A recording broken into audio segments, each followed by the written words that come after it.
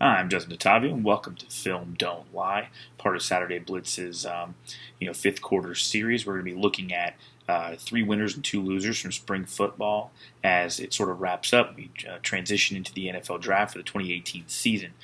Some of what we're going to look at is just even atmosphere, televised or not, and how much success each program had. So let's get started. First loser we're going to discuss are the Michigan Wolverines. They lost their spring game to weather.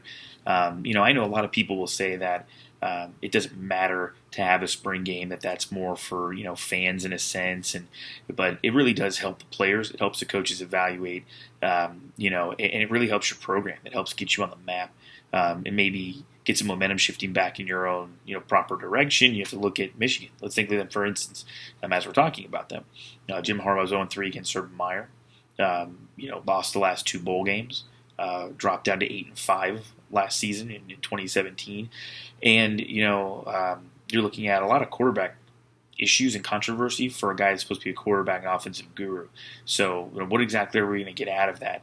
His starting quarterback from last year, Wilton Spade, who had been injured, he's now transferred to UCLA, and the guy that they brought in, Shea Patterson from Ole Miss, his eligibility is in question. Now, it's expected to be worked out. Shea Patterson will be playing, but if he doesn't, imagine this. You have the Peters kid, Brandon Peters, who got a little bit of playing time, started to look pretty good, and then got injured. And then on the other end of that, you have Dylan McCaffrey, who redshirted. So that would not be a lot of quarterback experience if that was the case, although maybe a Joe Burrow or somebody could transfer in late and be ready to go. But without Spade and with Patterson's eligibility still in the air, it's a dark cloud. And then to lose your spring game due to weather, so you're not able to put on a show for your fans. You're not able to put something on television for people to see. So the hype machine's kind of died down in Ann Arbor, and if anything, it's on to the opposite. It's an anti-hype machine at this point. They were in Rome before, and they were at IMG, and now nothing. So that's an interesting place to be in. And then there's the weird thing about Harbaugh and former player with Twitter threats, although that seems to be kind of cleared up. Again, a negativity, some kind of negative message around the program, not a good sign. Another loser that we saw out there, I think, is Miami Hurricanes.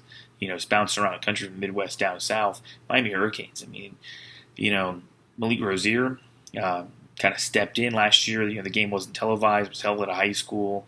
Hard Rock was under construction. They chose not to use Lockhart Stadium, which is in Fort Lauderdale, and so non-televised. This year, again, non-televised. Although they're in Hard Rock, you've got the sunshine, tank tops, and the pretty girls and all that, and it's not televised again. Could be a variety of reasons. Is it because you thought Malik Rozier wasn't going to look good, or at least wasn't going to have grown and created an idea of potential? Is it because the young up-and-comer, Kosi Perry, started off 0-for-5, and you kind of knew that would happen, that he would struggle? Was it because you knew the offensive line was going to get destroyed by the defensive line, which it did? It gave 8 or 9 sacks. Empty stadium, was that some of the issue? About 12,000 people were estimated to have been there. I'm not sure what it was, but to decide not to televise and show great weather, and what you hope was bigger support and to show off your product and market yourself, kind of disappointing. Then you have Florida State, your number one rival. Their James Blackman looked pretty solid. You have Willie Taggart. You have 50-something thousand fans in the stadium. You had a concert. It just doesn't let you look up to your rivals. And they were on TV, and they were on the ACC Network Extra thing or whatever. And so they got that slot at the exact same time, playing at 6 p.m., that you didn't take advantage of. So Miami's going to have offensive line issues. Quarterback situation is a little weird.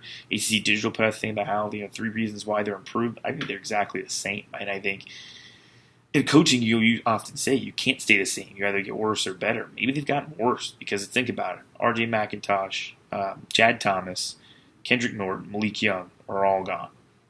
You look from that, Mark Walton, Chris Erner IV, and Braxton Berrios are all gone.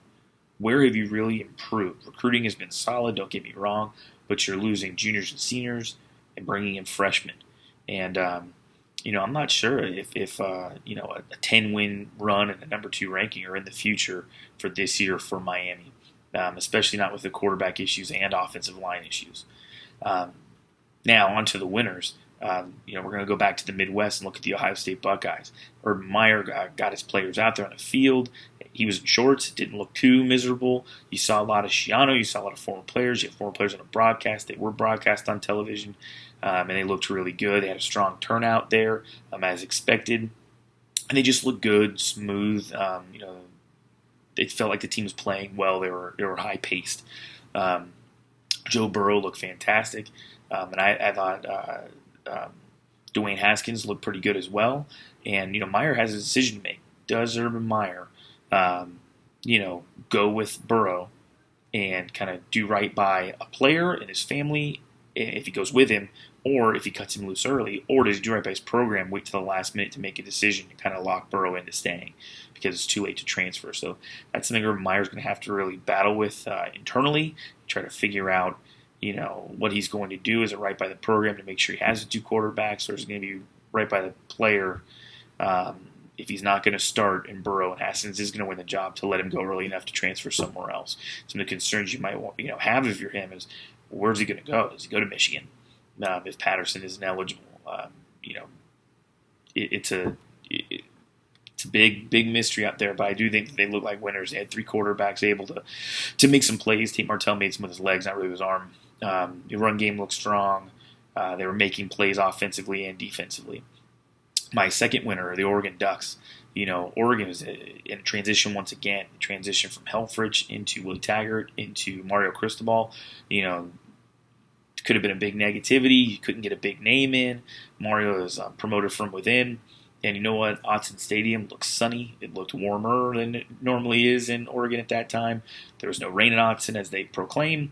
And the uniforms looked sharp. You had the light green and the really bright yellow. All three quarterbacks looked excellent. Watched the game. Justin Herbert's top 5 NFL draft pick. He stays healthy. But you had Tyler Show, and you had Braxton Burmeister from last year, who struggled last year. They all looked that much better and improved.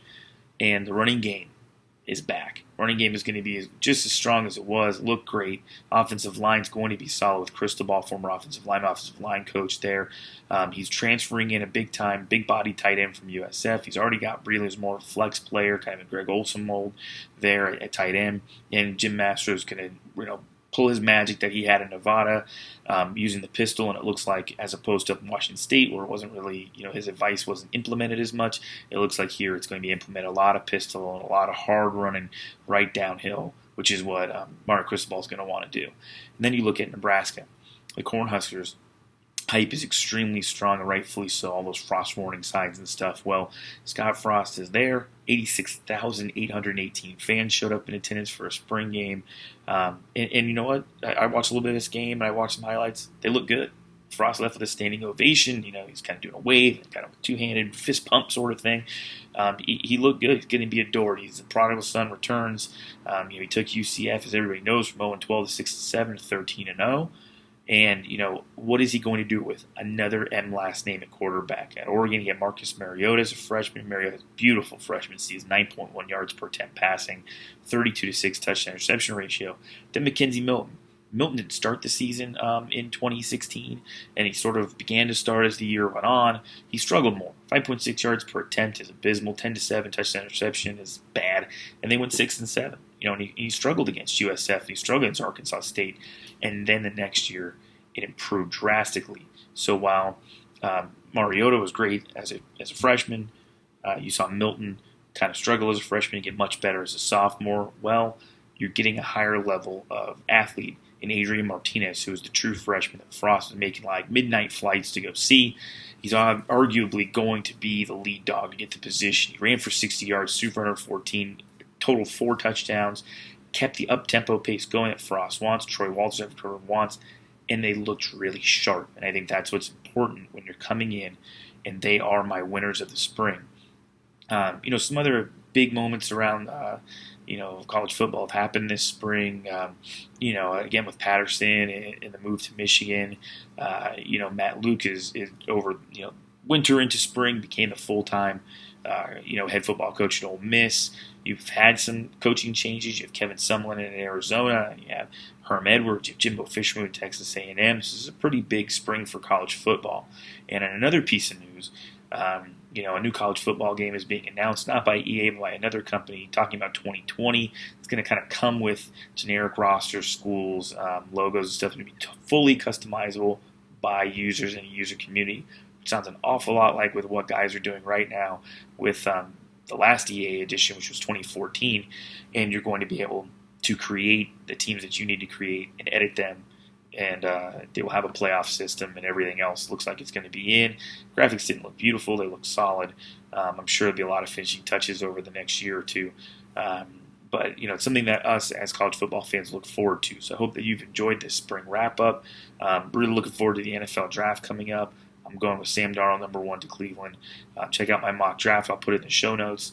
And hopefully you guys have just enjoyed everything that we've done here. Again, it's IronmanFootballBlog.com, at IMFB_BLOG. I'm Justin Tavia. Thank you.